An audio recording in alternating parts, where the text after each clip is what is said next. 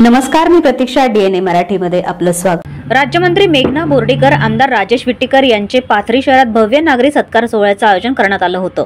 कार्यक्रमापूर्वी Selu corner ते कार्यक्रम स्थळापर्यंत भव्य रॅली काढण्यात आली. या नागरी सत्कार सोहळ्याच्या अध्यक्षस्थानी माजी आमदार हरिभाऊ लहाने हे होते, तर प्रमुख पाहुणे म्हणून शिवसेना जिल्हा प्रमुख व्यंकटराव शिंदे होते. राष्ट्रवादी महिला जिल्हाध्यक्षा भावना नखाते, मानवत बाजार समितीचे सभापती पंकज आंबेगावकर, माजी नगराध्यक्ष डॉक्टर अंकुश लाड, चंद्रकांत राठोड यांच्यासह अतिथी मान्यवर उपस्थित होते.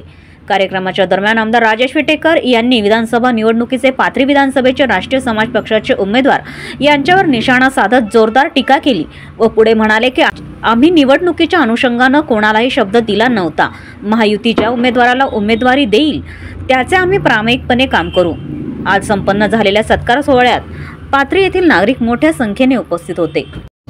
परंतु हे कालचा पट्ट रासपमध्ये आणि अशा पद्धतीची टीका करायला रडायले काय रडल्यासारखं बोलायला काय धोका काय दिला म्हणाले पाठीत खंजीर खुर्चीला काय म्हणजे निवडणुकीतले विषय होते.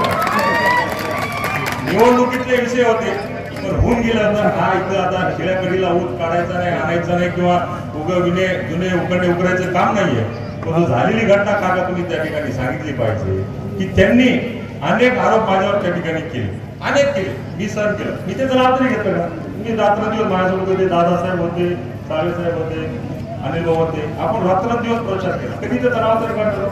प्रत्येक भाषणात ते माझं नाव काढायचं, पाठीत खंजीर खुर्चीलं, ऐसा किया वैसा किया, यूं किया काय केलं तरी काय जाहीर बोललं पाहिजे ना, लोकांना कळायला पाहिजे ना आपण काय केलं. छत्रपती शिवाजी महाराजांची शपथ घेऊन सांगतो की आम्ही असा गजनीपणाला शब्द दिला नव्हता. आम्ही एवढं सांगितलं होतं ज्या वेळेस मी विधान परिषदेचा आमदार झालो.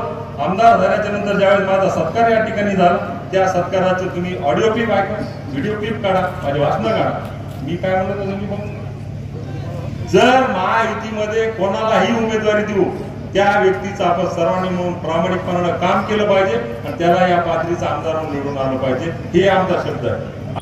प्रतिनिधी बालाजी कांबळे, DNA मराठी, परभणी.